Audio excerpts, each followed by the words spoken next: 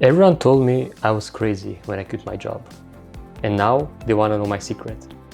3 pillars helped me go from a struggling employee that was making around $200 per month to traveling to more than 25 countries while running a business in my own terms. Welcome to Authority in the Wild podcast. I'm your host, Gabe Marushka, and here I create a space for authentic conversations with thought leaders, subject matter experts, and wildly successful entrepreneurs. A space that strips away the corporate polish, stage stories, and scripted questions to capture raw wisdom in its purest form and give you actionable insights that you can actually apply in your business and life. Enjoy! Today is a special day. As you can see, I don't have any guests because this is episode 100. And by popular demand, I wanted to share my own story and specifically around the 3 pillars that helped me succeed in my own terms. I'll reveal how you can leverage these insights to build the life that you want and scale a business that fulfills you without actually burning out. Before I share my story around those 3 pillars, allow me to tell you briefly about the name change.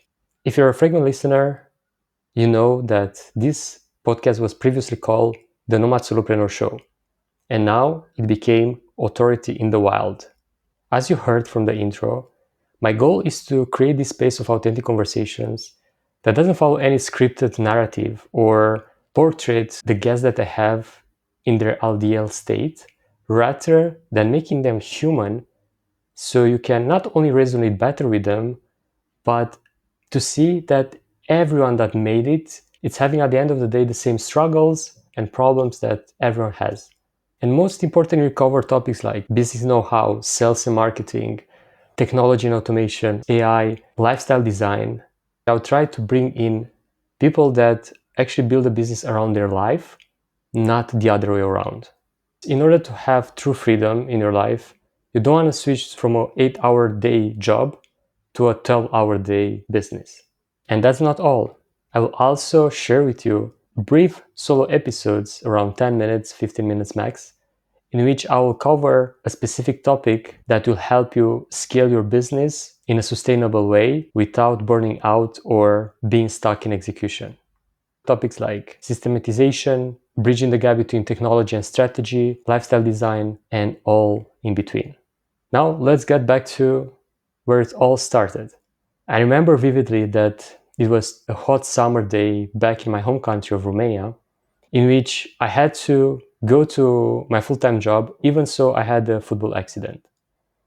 I have my ankle swollen, and I asked my boss to drive me to work because I couldn't go with the bus. It was a 1-hour ride and I couldn't put a shoe on my foot.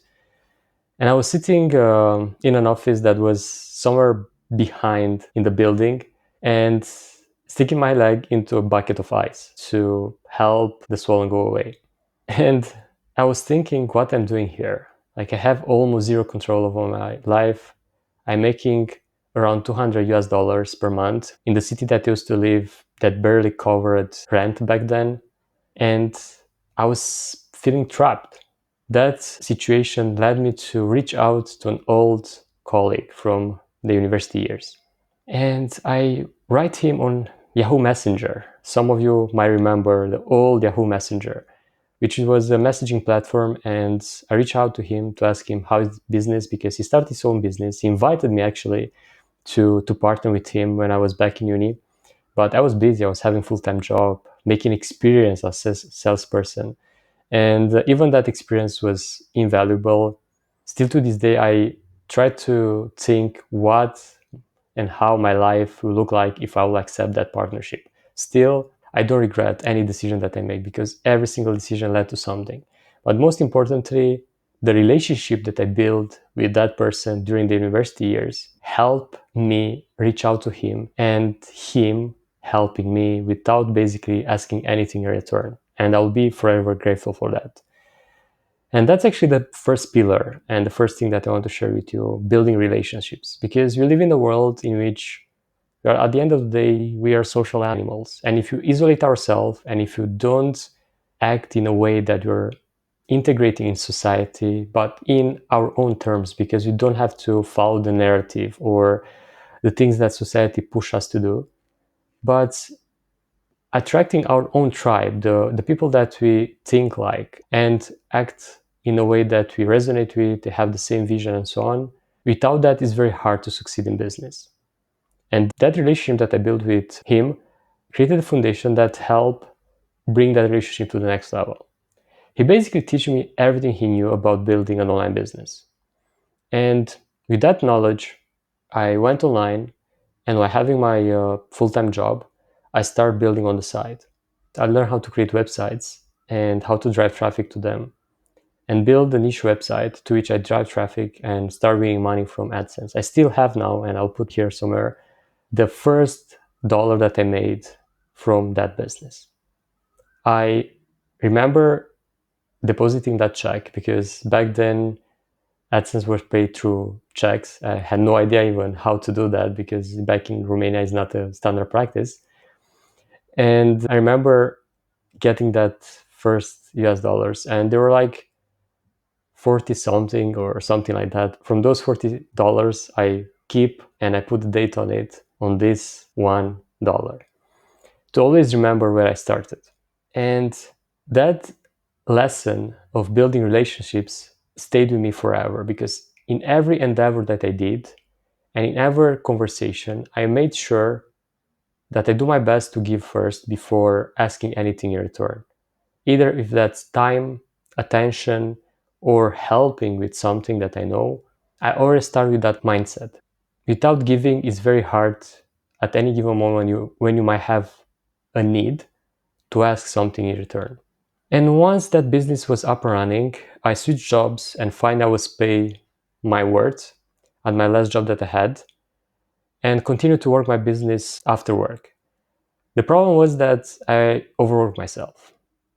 I was working from 3-4 p.m. in the afternoon until 12 at midnight. I was sleeping for 3 hours, waking up at 3 and continuing to work until 7 in the morning where I left for my full-time job. And that wasn't sustainable. Almost 1 year I did like that. Luckily, the business started to pick up and I was already overpassing my income at the full-time job, which was really well paid. That's why people told me I was crazy. I was working for a state-owned company back in Romania. And when I knew that I cannot hold it like that for any longer, working that crazy hours, I told my closer friends and my family that I'm going to quit. And it wasn't the first time that I decided to quit. I quit my university as well, the first one. I eventually finished my second university, have a bachelor degree in physics and computer science, which never helped me at all. But being the second time when I tried to quit something against society norms, because the job that I had back then was a very, very well paid one compared to the 201 that I had before that. And in the eyes of everyone around me was saw as something that it's stable, secure, but something was telling me that's not true. And I wanted to try my hand at going full in on the business that I built on the side. And I did so. I quit my job despite all the resistance of the people around me and invest my full time in that business.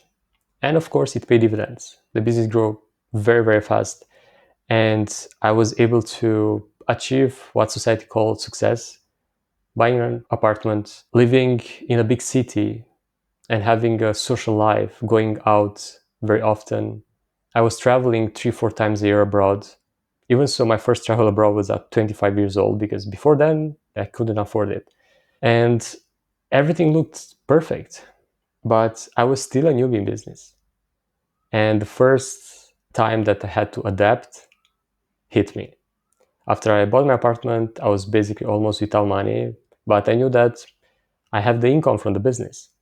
The problem is that running websites, you are at the mercy of the algorithm. And Google changed their search algorithm and hit my website very badly. I lost 90 something percent of my income overnight. And I was at crossroads back then. I knew that I had to adapt, but I barely know how. Then I just stumbled about this concept of freelancing. And I taught myself like what I know. I start to think about, all right, I can build basic websites. I know a bit of graphic design. I master quite well Photoshop and other graphic design tools. Maybe I can do something about it. And I remember joining freelancing platforms and being paid like $2, $3 for removing backgrounds on images. That felt a bit awkward for someone that was making consistently five-figure months with his business that just failed overnight. And I knew that I have to do something with the skills that I have.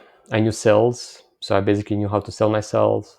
I continued to learn web design to nurture my curiosity for learning. And that led to the second pillar that I want to talk to you about, the curiosity. Apart from building relationships, curiosity, and the third one, it's adaptability, are the pillars that I kind of build my life and business around it. Those pillars help me pivot every single time I need. Because that freelancing led to making some income, but truly not enough. And speaking of relationships, I was invited to a friend's wedding, and unfortunately, I couldn't afford to go. Back in Romania, I used to pay a gift, but in money. And he was like, "You don't have to give me any money. I just want you to be here."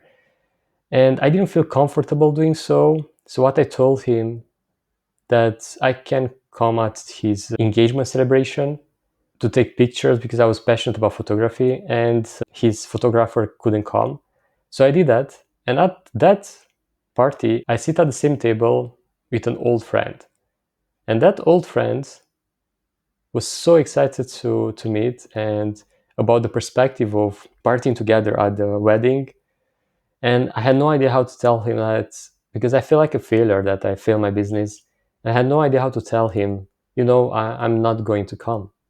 And when I told him, he was like, "But what happened? Because you seem very successful. You bought an apartment. I knew that you make serious money with your business. What happened?"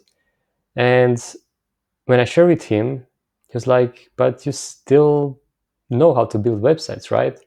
I was like, "Yes, I'm not an expert. I'm trying my hand at freelancing right now."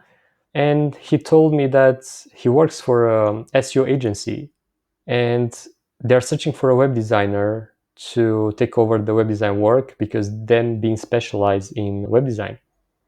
So I met the founder through my friend, and after having a discussion with him, I knew that I don't want to be hired because I, by that point, testing the freedom of running my own thing was very hard to get back as an employee.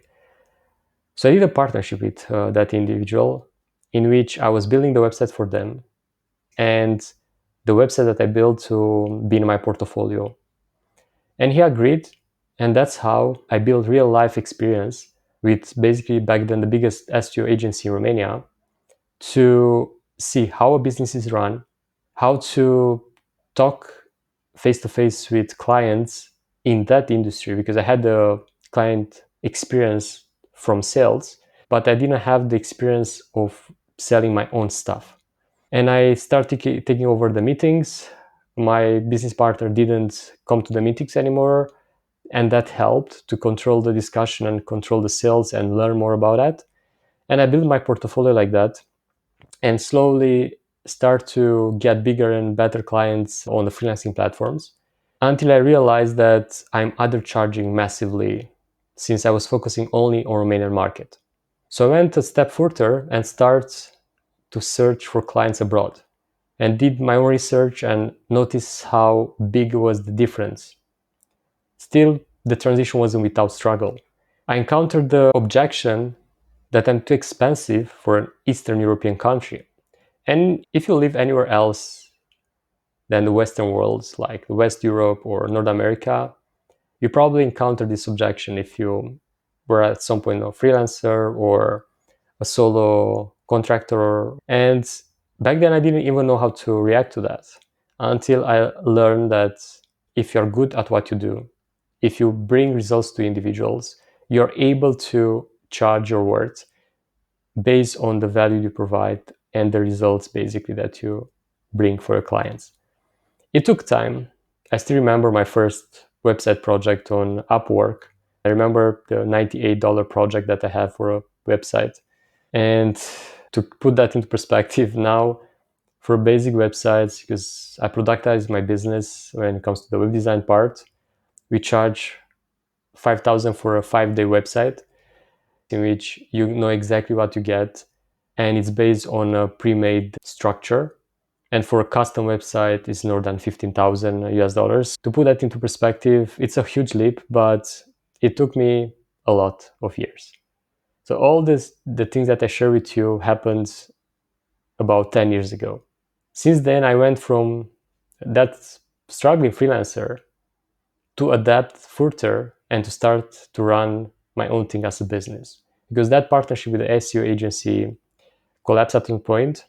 I won't get into details, but I made some mistakes. My partner made some mistakes, so it was better to split ways. But I learned how to run a business, and I started building a business rather than just freelancing. And shifting my perspective like that helped me move to a place of predictability. I knew that I have a certain amount of sources of leads. I turn a certain amount of numbers of leads into clients a month. And I knew that I have a sustainable business. Still, I didn't do things properly. I was stuck in execution until I had the courage to let go of the perfectionism. This thing that probably a lot of us as solo founders have, that we look at our business like we look at our baby. It's so hard to let go and let others do the work. Not only because they are probably way better than us, but also because as business owners, we need to focus on the things that we excel at. And most importantly, to focus on our clients. And it took me some time to realize that and to be able to apply it and have the courage to apply it. But after I did, basically almost everything changed. I was able to focus on the things that matters, like business operations, client calls, and strategy. And with the help of contractors, because still to this day I don't have full-time employees, I work with contractors for years. And with that help, I was able to exit execution and to find ways to turn my business into something that is sustainable over time and scalable without me investing more time in it.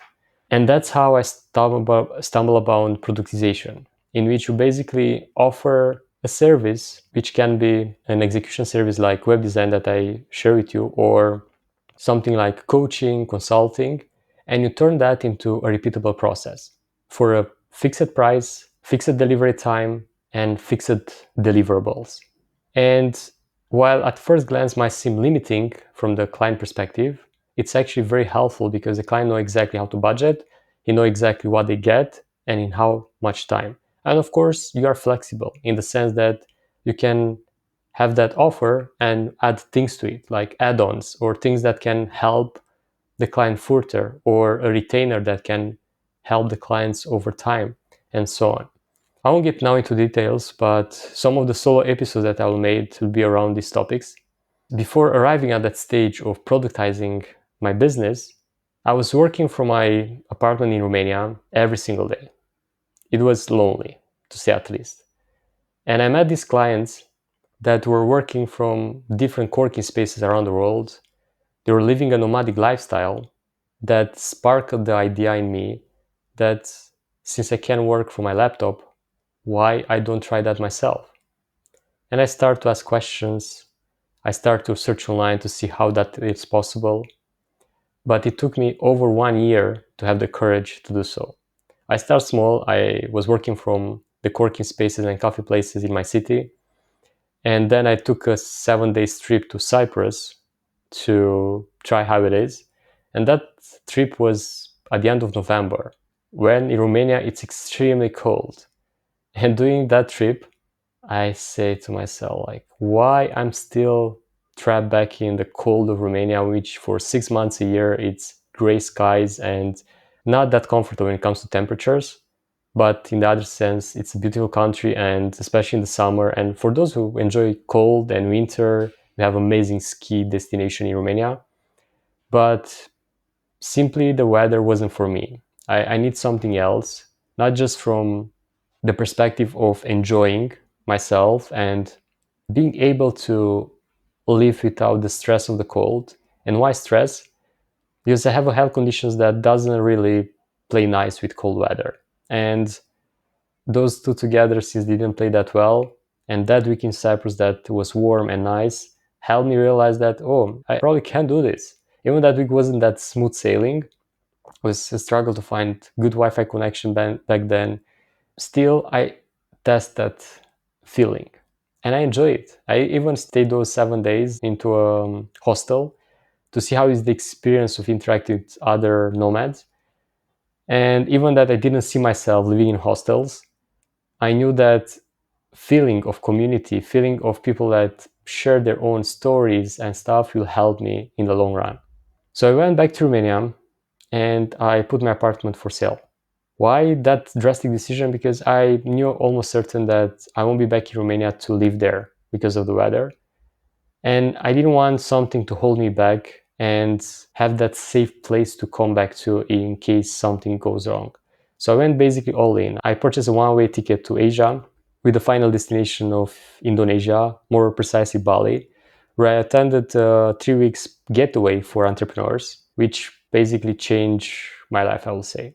Not only by the fact that it was a smoother welcome than being by myself, but as well by seeing and understanding how real entrepreneurs think.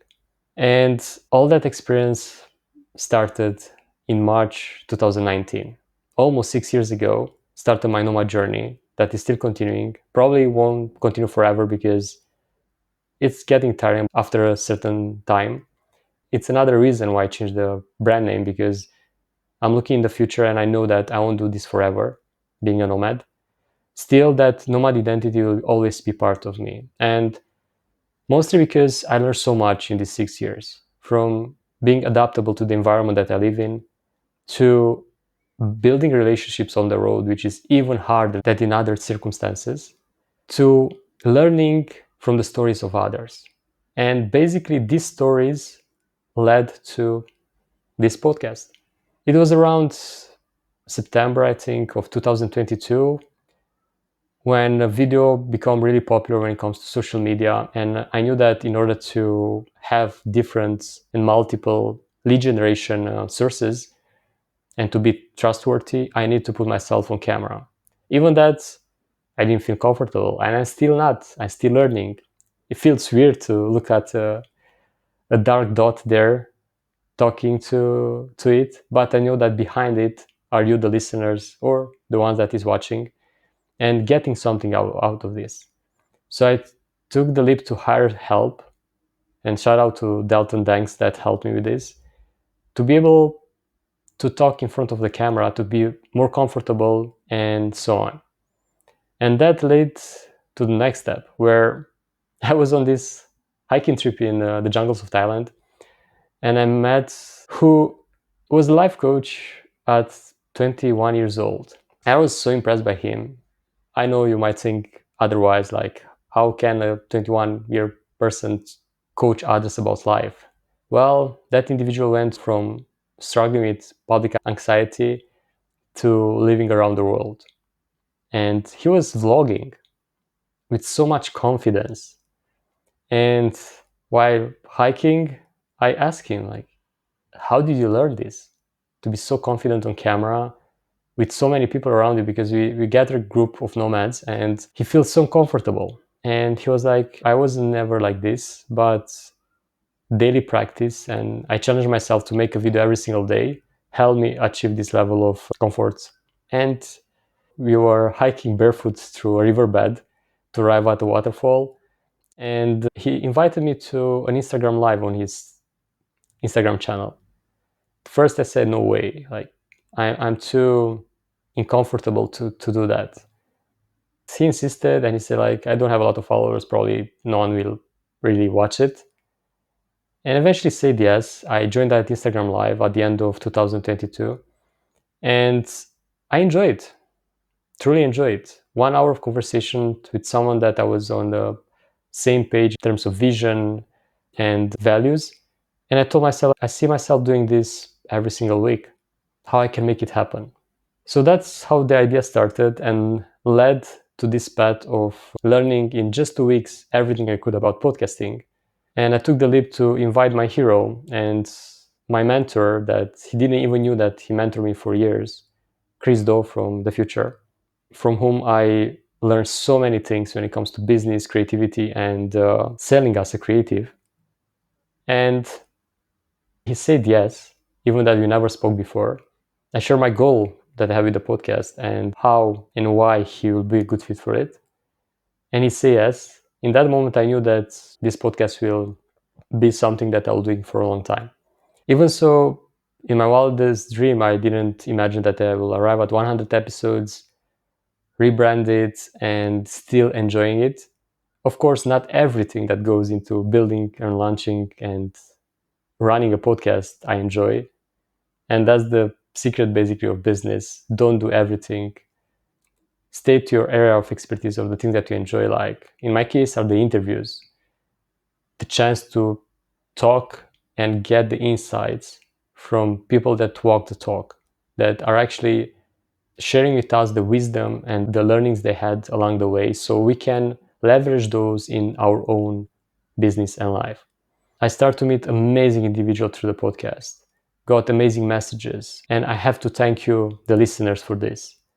I'm grateful, and that's one of the reasons why I want to make this podcast better, because I want to give back. I want to make sure that you're not doing the mistakes that me and others are doing in their business and learning from those.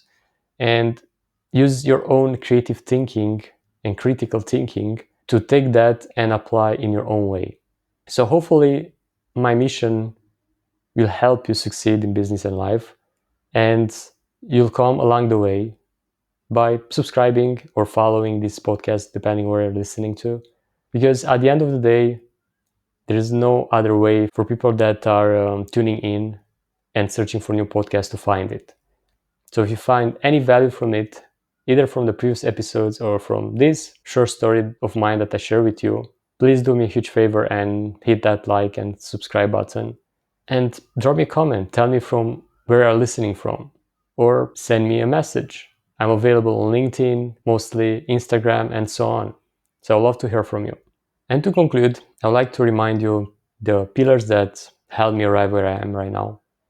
Currently recording from Bangkok, Thailand, and I'm prepared to go in a few weeks in Bali, Indonesia, where for me it's my second home, to which I keep on coming back since that moment that start my Nomad journey.